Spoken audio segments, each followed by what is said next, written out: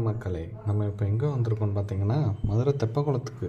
டேயில் சைலண்ட்டாக இருக்கும், நைட்டில் திருவிழா மாதிரி இருக்கும். தெப்பக்குளம் சைடு சுற்றுறப்ப என் கண்ணில் தட்டுப்பட்டுச்சு சேலம் தட்டோட கடை. கடையோட டீட்டெயில்ஸ் வந்து நான் வீடியோவோட எண்ணில் போட்டிருப்பேன், நோட் பண்ணிக்கோங்க.